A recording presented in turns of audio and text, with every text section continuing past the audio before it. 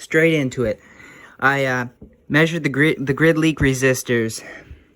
Well, let's just say they don't measure 1,000 ohms anymore. This one is completely open, and this one measures like 10 million ohms. So these need to be replaced. And then there's another resistor here. I don't know what this is supposed to be, but it measures 4 million ohms. I don't know what this is supposed to be, but I'm gonna just try replacing these and see if it will work. The resistors that are open are these ones. One right here and one right here. Here, wait. You can see those are wire wound resistors. And you see that one looks corroded.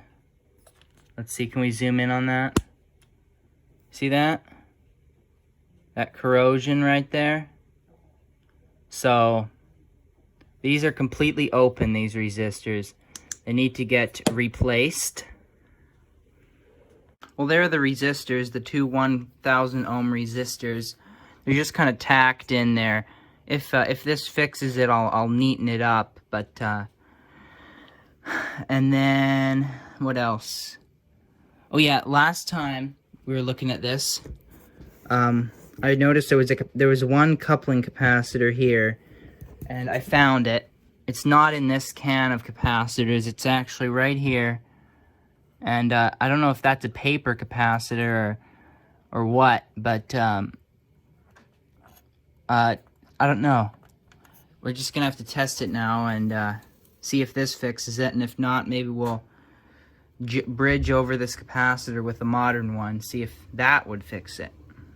Well, I powered it up, and of course it was only getting a light hum out of the speaker. So I thought I'd do some plate voltage checks, because I realized that these tube sockets are really well designed. If you're a safety nerd, you'd say they're not well designed, but I say they're very well designed because these little rivets here are actually connected to the pin of the tube, so you don't have to flip the chassis over or anything. You can just connect your meter to those little rivets to measure the voltages. Well, guess what I found? This tube has like 200 volts on the plate. None of these other tubes have any B+ voltage on them. Only filaments. So, well, your power comes out of your rectifier tube. It goes down into this thing. That number 10 right there goes up to the output transformer. And then it comes down here and goes to your second connection. Your second one comes up, goes to your interstage transformer and all your coils. And then it comes down to your third connection, your third B+ of 45 volts right there. And that comes down and goes to your detector. So this resistor right there has got to be open. This tapped resistance unit has to be open to not get any voltages on any of the other tubes here. Only the output tube has voltage. Okay, let's see what we get. I've got this connected to one end of the resistor. So here we have 1.7K. Here we have 1.9K. Here we have 4K. And here we have absolutely nothing.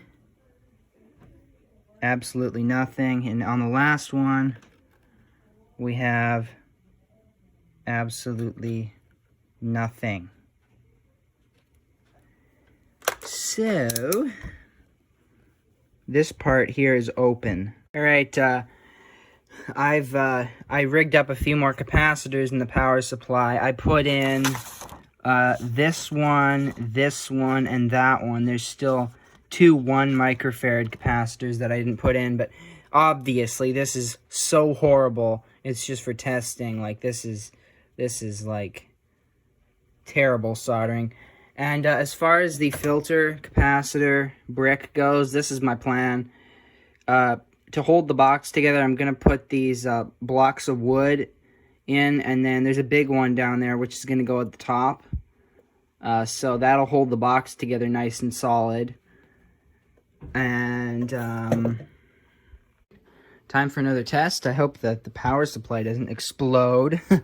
I've got the resistors hooked up here, and the speakers hooked up, so I hope this power cord doesn't short out.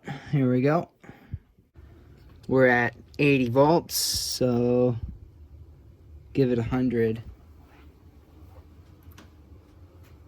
We're getting hum out of the speaker, you know, normal.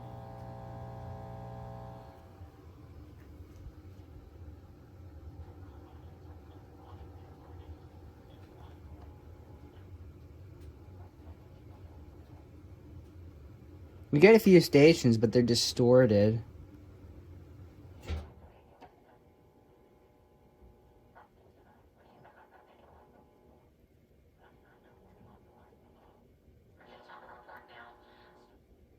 I wonder why.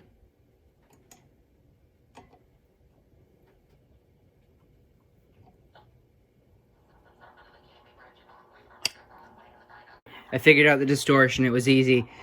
You know, the volume control was open, so I just connected the antenna directly to the first grid of the first tube. But here, look, if I clip a ground going to the chassis here, wait. There. It needs a negative bias on the first grid or something so it doesn't overload. There we go. But really the big story is the wind. It sounds amazingly clear. I was expecting to hear more hum out of something this old.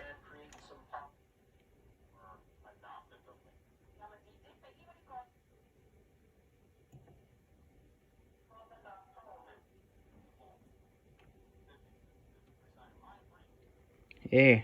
So it's basically working.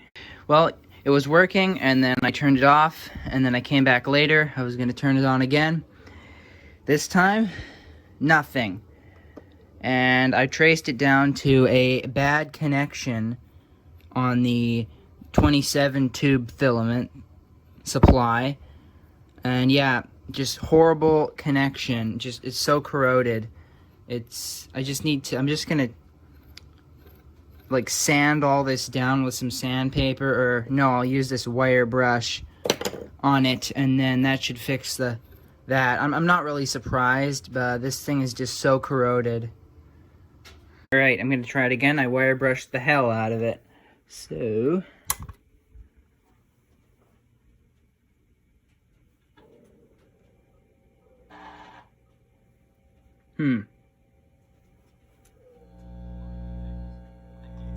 oh good, I actually hear something this time. And you know, even going back to a couple of years ago, talking to his.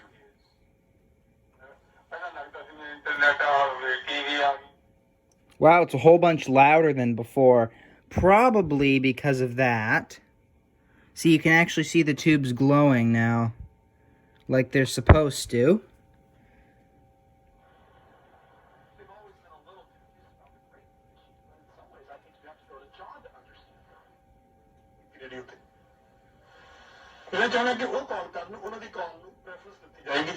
Right? When you're first starting to learn how to speak. On Georgia Street in both directions.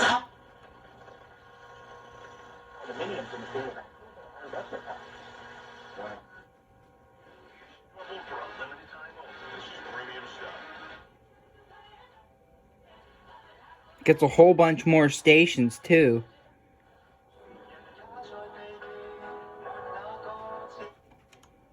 Alright, I'm gonna do a hum adjustment. That's what these little screw controls are that I talked about last time.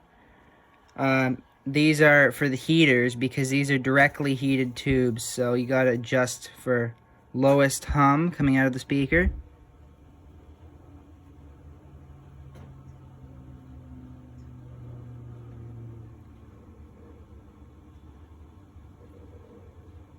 Might help if I had the speaker closer to me.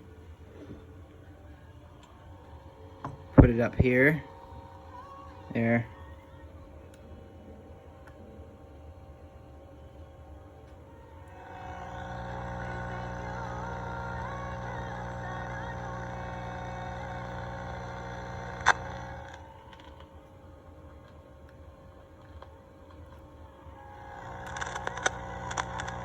That one's dirty.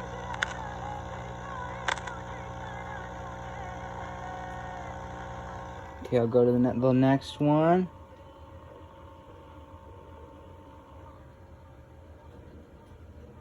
Oh yeah, this one does a big difference.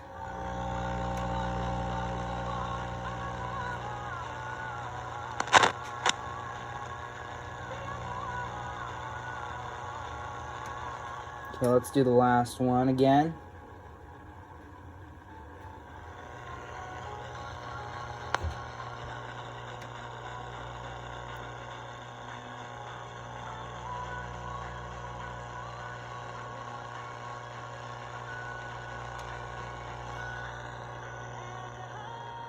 I think that's as good as it's gonna get.